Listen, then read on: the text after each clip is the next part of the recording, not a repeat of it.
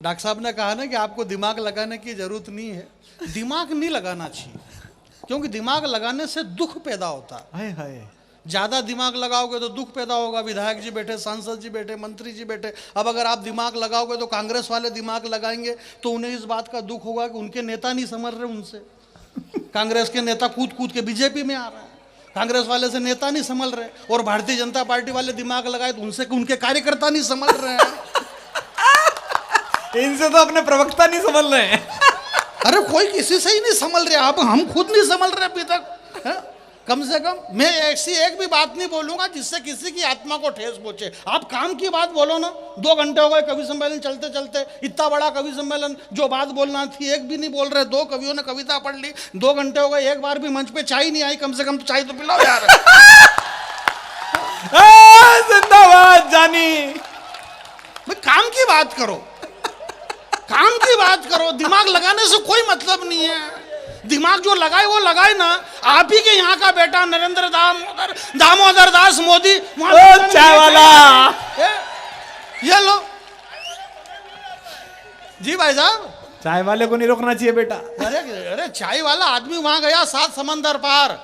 जिस British government के अधीनस्थ हिंदुस्तान 100 साल तक गुलाम रहा, 100 साल तक ये भारत हिंदुस्तान गुलाम रहा ब्रिटिश गवर्नमेंट के। इसी हिंदुस्तान के, इसी गुजरात का एक बेटा जब लंदन में गया नरेंद्र दामोदर दास, तो 7000 लोग वंदे मातरम का जयकारा लगा रहे थे। हमें इस बात का गर्व है मेरे भाई। आपको ताली नहीं बजाना, मैंने कहा क्या कि बजाओ नहीं भाई। माल ओरिजिनल होगा तो मार्केट में अपने आप बिकेगा। इसमें विज्ञापन की क्या जरूरत है कि ताली बजाओ ताली बजाओ। नहीं, मैं आपसे एक बात पूछना चाहता हूं, आप क्या ताली बजाने वाले हो? भैया कौन बजाता है? भैया मेरी चाय रख देना है अलग से।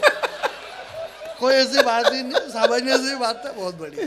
अच्छा देख, यहाँ भी ऊपर है, चाय वाला अकेला नहीं आया, साथ में अपना लेके आया है। चाय वाला दिल्ली अकेले नहीं जाता, लेके जाता है। वो तो लेके क्या जाते हैं, चाय वाले तो वरिष्ठ लोगों को लेके जाते हैं। जैसे आप अपने वरिष्ठ प्रधान दुबे जी को लेके चल रहे हो, चल रहे 3 दिन से, बोले ये 3 दिन से मेरे साथ में दुबे जी। ऐसे कैसे हमारे चाय वाले जो हमारे देश के आदरणीय प्रधानमंत्री जी, वो भी अपने वरिष्ठों को साथ में रखते हैं। जो श्रेष्ठ बड़े हैं, उनसे उम्र में बड़े हैं, उनको सम्मान देते हैं। मुरली मनोहर जोशी जी, लाल कृष्ण अडवाणी जी, सबको आगे बिठाते हैं। और आगे बिठा करके फिर इस माइक से कहते हैं वो कि भाइयों और बहनों, आज मैं जिनकी वजह से हूं, इन लोगों की वजह से यहाँ पे खड़ा हुआ हूं, और ये जहां पर बैठे हुए हैं, ये मेरी वजह से यहाँ पर बैठे हुए हैं। तो ऐसा थोड़ी सब साथ में लेके चल रहे हैं। तो कुछ नहीं, ये मेरे को याद आ गया तो मैंने सुना दिया। पहली बार कवि सम्मेलन हो रहा, अगर मैंने सुना था तो ये डॉक्टर साहब सुना देते, क्या मतलब है? अब ये नहीं भी सुना है तो इनको क्या फर्क पड़ रहा है? इनके तो 20 लाख पक्के, हमारे तो 1 लाख तो होने। ये सारी बात है हमारे। बात ये नहीं, कुल मिलाकर के बात ये है कि भाई हमारे डॉक्टर साहब ने कहा अभी कि ऐसे हमारे हिंदुस्तान के नेताओं की बात हम विदेश में जाकर के क्यों करें, और वाकई में नहीं करना चाहिए। जैसे भी हैं अपने हैं भाई। अगर ये सड़क खाएं, ये चारा खाएं, ये 10 करोड़ खाएं, 20 करोड़ खाएं, तो अपने हैं भाई, अपने यहीं का खा रहे, क्या मतलब है? और अपन नहीं खाएंगे तो कौन खाएगा? ये हिंदुस्तान की संपत्ति सरकारी संपत्ति है, इस पर सबको अधिकार है। आप खाओ पियो ऐश करो, बस संसद में घाटे का बजट मत पेश करो। और ये कौन चिल्ला रहा है कि खा गए खा गए? ये वही चिल्ला रहा है जिसको खुद को खाने को नहीं मिला। इसलिए आप खाइए, खाने में कोई दिक्कत नहीं है। मैं पीने के बारे में कुछ भी नहीं कहना चाहता हूँ। इस पीने को लेकर के बहुत सारी समस्या पैदा हुई। दुबई के अंदर श्रीदेवी मर गई, मालूम पड़ा कि पीने से मरी थी। इसलिए पीने के बारे में मैं कुछ भी नहीं कहना चाहता हूँ। जब तक हम जिएंगे तब तक हम पिएंगे, ये सारे पुराने गाने, ऐसा कुछ नहीं। हमारे अमित भाई ने जो देशभक्ति की इतनी बढ़िया कविता सुनाई, भगवान श्री कृष्ण की कविता सुनाई। गांडीव धारण किए हुए अर्जुन, श्री कृष्ण भगवान रथ के ऊपर विराजमान है, गांडीव हाथ में अर्जुन के है, और अर्जुन गांडीव से तीर चलाना नहीं चाहते हैं। भगवान कृष्ण कह रहे कि चला दे, देख नहीं चलाएगा तो तेरा कुछ भी नहीं बिगड़ेगा, मेरा बिगड़ जाएगा, क्योंकि मैं इसीलिए अवतार लेकर के आया हूँ, इसलिए तू चला दे। तो वो चलवा नहीं कर रहे। बात कुछ नहीं, गीता वीता आप दुनिया के कोई से भी शास्त्र पढ़ लो, 18 पुराण पढ़ लो, 6 शास्त्र पढ़ लो, 4 वेद पढ़ लो, रामायण पढ़ लो, भागवत पढ़ लो, गीता पढ़ लो, दुनिया में कुछ भी पढ़ लो, उसका बस एक ही सार है कि जो आया है वो जाएगा, वो जाएगा, और जो जाएगा वो वापिस आएगा। ये जो लोग इधर से आ रहे हैं ये वापस पता नहीं कब चले गए और वापस आ रहे हैं। ऐसा आने जाने का सिलसिला बस रखो है। ऐसा कुछ भी नहीं है। अपन मैं आपके बीच में यहाँ ये नाम गलत छप गया और ऐसा कुछ भी नहीं। नाम जिसकी जैसी रही भावना प्रभु मुहूर्त नहीं देखी ऐसी। हमारे कुमार सर तो आजकल अपने अपने राम की कथा कर रहे हैं, राम के ऊपर भी बोल रहे। हमारी बहुत सारी माता बहनें, अहमदाबाद में मेरी बड़ी बहन रहती है, तो टेंशन में आ गई। बोले आ कांता बेन तमें शू बताऊँ? बोले शू? बोले आ मुंडो लटकाड़ी ने हूँ लेवाने बैठी। बोले आ कुमार विश्वास सर ने कथा उड़वाने हम मरवाने गई। बोले हूँ? बोले आ कुमार सर ने कीधो कि जिंदगी 4 दंडनी। बोले आ जिंदगी 4 दंडनी तो आ मुंडो लटकाड़वानी हूँ बात है। बोले आ मैंने 28 दिन नो टॉपअप लखाड़ी नाख्यो मोबाइल में। अब वो 28 दिन का टॉपअप बिगड़ जाए क्योंकि जिंदगी तो 4 दिन की। कुमार सर ने कहा अगले इनके माथे आगे बोले जिंदगी कितने दिन की? बोले 4 दिन की। बोले मेरे 28 दिन की में से 24 रुपए का क्या होगा? अगला आदमी 1-1 रुपए का हिसाब लेना चाहता है। मेरे भाई मैं आपके बीच में एक बात कहना चाहता हूं। डिजिटल खिड़की का बहुत बहुत धन्यवाद, जो एक बड़ी कंपनी इस देश के अंदर राष्ट्रभाषा हिंदी, जो कि सिर्फ हमारी राष्ट्रभाषा ही नहीं है बल्कि हमारी माँ है, इस माँ राष्ट्रभाषा हिंदी को लेकर के पूरे देश के अंदर एक बड़ा मिशन इन्होंने बना रखा है। मैं डिजिटल खिड़की को प्रणाम करता हूँ, जो यहाँ मोरबी जैसी जगह में पहली बार इतने विशाल लोगों की भीड़ में इतना बड़ा कवि सम्मेलन आपने करवाया। आप चाहते तो यहाँ पर और भी कुछ प्रोग्राम करवा सकते थे, किसी फिल्म स्टार को बुला सकते थे और कोई प्रोग्राम करवा सकते थे, परंतु आपने राष्ट्रभाषा हिंदी का कवि सम्मेलन करवाया है। इसलिए मैं राष्ट्रभाषा हिंदी की कविता की तरफ से आप सबको बहुत बहुत धन्यवाद ज्ञापित करता हूं। इसमें ताली बजाने की जरूरत नहीं है, दूसरे प्रोग्राम में पैसा और ज्यादा लगता है, ये थोड़ा सस्ता प्रोग्राम था। ये कविता मैं आपके बीच में सुना देता हूँ। इधर के सारे लोग बैठे हुए हैं विराजमान। मैं डिजिटल वालों को बहुत बहुत धन्यवाद ज्ञापित करता हूं, बधाई देता हूं। डॉक्टर कुमार विश्वास सर का बहुत बहुत धन्यवाद कि आपके दर्शन करने का हमें सौभाग्य मिला। आप भी, हमारे भैया भी बहुत बड़े भावुक हो रहे थे। बोले हमारे छोटे से निमंत्रण पर देश के इतने बड़े कवि वशिष्ठ कुमार विश्वास जी और सारे बड़े कवि यहाँ पर आ गए। मैंने कहा आपको इतने भावुक होने की जरूरत नहीं है, इन्होंने जितने मांगे इतने आपने दे दिए तो ये आ गए। इसमें कोई नई बात थोड़ी नहीं है। आप पैसे देते तो सब आ जाते। ये हमारे अमित शर्मा जी देशभक्ति कितनी बड़ी बड़ी बातें कर रहे हैं, आप भी इनके 2000 रुपए कम कर दो, तू तड़ाके पे आ जाते हैं। क्या बात कर रहे हो आप? आदमी को यथार्थ में जीना चाहिए, जो सत्य क्या है उस सत्य पे जियो यार। बाकी फोगट की बातें सब ऐसा वैसा करने से कुछ भी नहीं है। और 2 घंटे से एक ही बात हो रही। बोले मोरबी में पहली बार कवि सम्मेलन हुआ, भैया कह रहे थे बोले 370 हटी, 370 हटाई। अरे भाई 370 क्यों हटी? बात यह नहीं है कि 370 हटी। इस बड़े मन से आदरणीय पद्मश्री सुरेंद्र दुबे जी हमारे बीच में विराजमान बैठे हुए हैं, और बीच में इसलिए बैठे क्योंकि आजू बाजू में दूसरे बैठे हैं, इसलिए ये बीच में बैठे हुए हैं। इसमें कोई नहीं, आदमी को डाउट होता है कि यार ये बीच में क्यों बैठा होगा, ये बीच में क्यों बैठा होगा। आदमी अरे यार कंफ्यूज हो जाता ना कि यार ये कब सब कह रहे कि हमारे बीच में दुबे जी बैठे हैं, हमारे बीच में दुबे जी। तो क्या मालूम दुबे जी को डर लगता है कि ये आजू बाजू में क्यों नहीं बैठते हैं, ये बीच में क्यों बैठते हैं। तो ये बीच में इसलिए बैठते हैं कि देखो एक तो ये जगह यही खाली थी, और जो बड़े होते हैं हम उनको बीच में बिठा के रखते हैं, क्योंकि बड़े से हमें बहुत कुछ लेना होता है। आप सर ने बताया, कुमार सर ने, आपको बिल्कुल भी ध्यान नहीं देना है। कुमार सर मुझे बहुत प्यार करते हैं, और प्यार इसलिए करते हैं कि हालांकि मैं हूँ भी इस काबिल, इसलिए करते हैं, कोई खास बात नहीं इसमें। तो ये अलग बात है कि ये मेरे से करते हैं और मैं और किसी से करता हूँ, ये मालूम नहीं पड़ रहा। इस देश में ऐसे कर करके हमारे मध्य प्रदेश में सरकारें गिर गई। कौन किससे कर रहा मालूम ही नहीं पड़ रहा। और अखबार वाले लिख रहे, बोले सरकार गिरी रे, सरकार गिरी, टीवी पे चैनल पे बोले सरकार गिर गई, सरकार गिर गई, सरकार गिर गई। सांसद महोदय मैंने कहा बोले सरकार गिर गई, इससे तकलीफ नहीं है, तकलीफ ये है कि कितनी गिरी ये तो बताओ। क्या बात है, वाह वाह वाह। हमारे राजनीतिक स्तर क्या है और क्या नहीं। इस हिंदुस्तान की 135 करोड़ जनता ने ये जो इतना बड़ा विशाल कवि सम्मेलन हो रहा है, हमारे अमित भाई ने बताया कि भगवान श्री कृष्ण। मेरे भाई एक बात बताना चाहता हूं मैं आपसे, हिंदुस्तान, ये इसको इको बंद करो, मैं गाता कहाँ हूं? मैं तो गा ही नहीं रहा हूं, मैं तो खाली बोलता हूं प्लेन। और जब मैं बोलने में इतना मजा आ रहा तो फिर गाने से क्या मतलब है? गाना नहीं। रामधारी सिंह राष्ट्र कवि दिनकर जी ने कहा है कि गाकर गीत गाकर किसी को रिझाने का मतलब गीत नहीं होता है, गीत का मतलब ये होता है कि वो जो गीत है वही गीत है।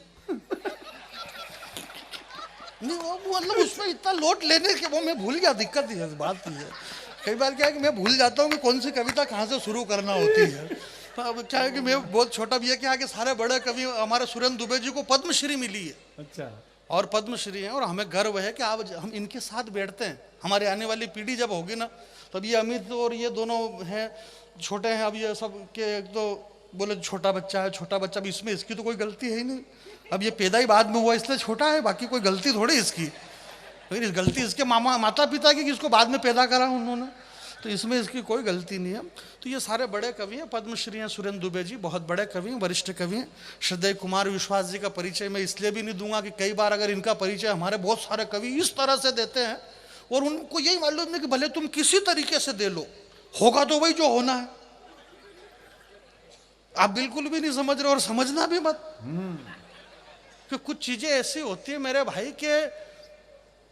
माता कौशल्या से पूछा कि तुम्हारा गर्व से मस्तक कैसे ऊंचा हो गया? तुम्हारे बेटे राम हैं, हमारी राष्ट्रभाषा हिंदी, हमारी माँ है, तो हमारी माँ का मस्तक तब ऊंचा हो जाता है कि जब किसी 200-300 करोड़ रुपए लेने वाले किसी अक्षय कुमार जो गुटके पाउच खा खा के थूकवाने वाले अजय देवगन जैसे फिल्म स्टारों को वो चाहे 100-200 करोड़ रुपए ले ले, उससे दिक्कत नहीं है।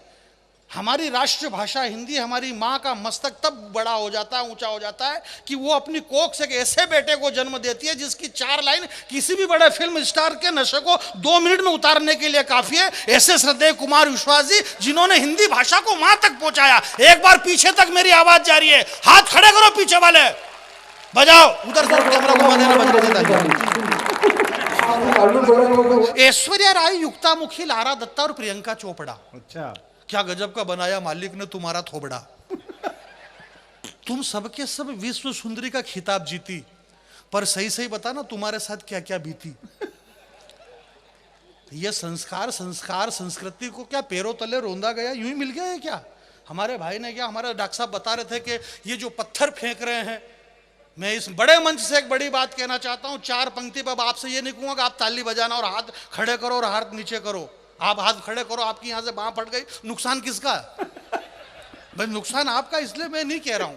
परंतु ये जो पत्थरबाजी हो रही है, नूपुर शर्मा के साथ ऐसा हो गया, उसने ये कह दिया, उसने ये कह दिया, मैं आपसे एक बात कहना चाहता हूं मेरे भाई कि ये मेरे पुराने प्यारे मित्र। वाह, ये मंच पहली बार, डॉक्टर साहब आप पहली बार ये कविता सुनेंगे, और अगर इसके पहले भी आपने सुन रखी है तो चेहरे के हाव भाव ऐसे बनाओ जैसे पहली बार सुन रहे हैं। नहीं, अपने को 100 प्रोग्राम करना है डॉक्टर साहब। हालांकि अलग बात है कि अपन सब में रहे नहीं रहे, पर करना है अपने को सबको। ए मेरे पुराने प्यारे मित्र, आप पहली बार सुनेंगे सुमन जी। ए मेरे पुराने प्यारे मित्र, ऐसे कैसे बदल गया रे तेरा चरित्र। तू भूलने का इतना आदि कैसे हो गया है। पकड़ लेना पंक्ति साहब, तू भूलने का इतना आदि कैसे हो गया है। शायद तूने कुरान ढंग से नहीं पढ़ी, इसीलिए जेहादी हो गया है।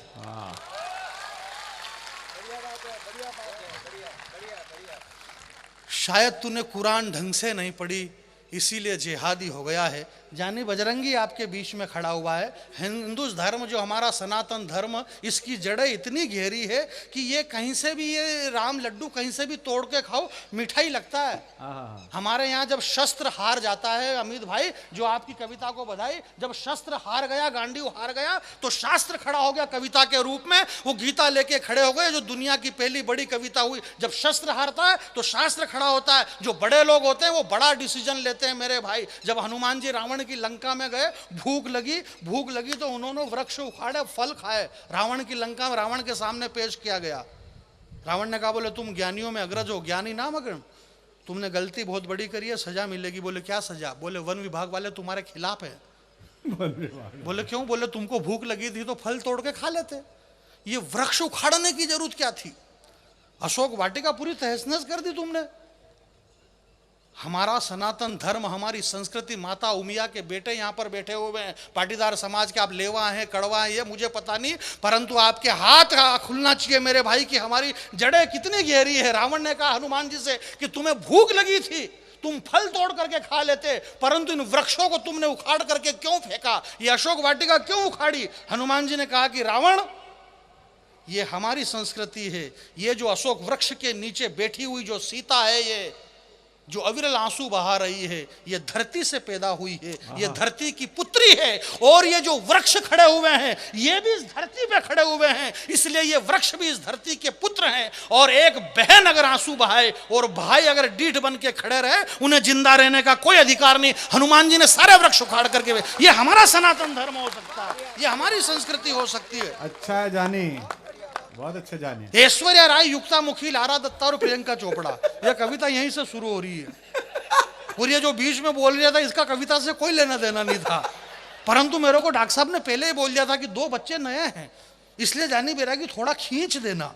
तो मैं प्रोग्राम को खींच रहा था, बाकी और कुछ भी नहीं। बीच बीच में ये बीच बीच में खींचना पड़ता है। हाँ। आपके गुजरात में खींचना बोलते हैं, हमारे मालवीय में, उधर मध्य प्रदेश में सूतना बोलते हैं, बहुत बुरी तरह से। ऐश्वर्या राय, युक्ता मुखी, लारा दत्ता और प्रियंका चोपड़ा, क्या गजब का बनाया मालिक ने तुम्हारा थोबड़ा। तुम सब के सब विश्व सुंदरी का खिताब जीती, पर सही सही बताना तुम्हारे साथ क्या क्या बीती। अरे ऐश्वर्या राय, तूने सिर्फ सुंदरी शब्द चुना है, विश्व सुंदरी का नाम तेरे बाप ने भी नहीं सुना है। विश्व सुंदरी का नाम सुनेगा तो अपने आप को भूल जाएगी, और विश्व सुंदरी का चरित्र सुनेगा तो तेरी आंखें खुल जाएगी। विश्व सुंदरी बनने के लिए जमाने से जूझना पड़ता है, और विश्व सुंदरी बनने के लिए धधकते अंगारों पे कूदना पड़ता है। विश्व सुंदरी तो वो चित्तौड़ की महारानी पद्मिनी थी, जिसकी सुंदरता के आगे तालियां कमजोर है आपकी।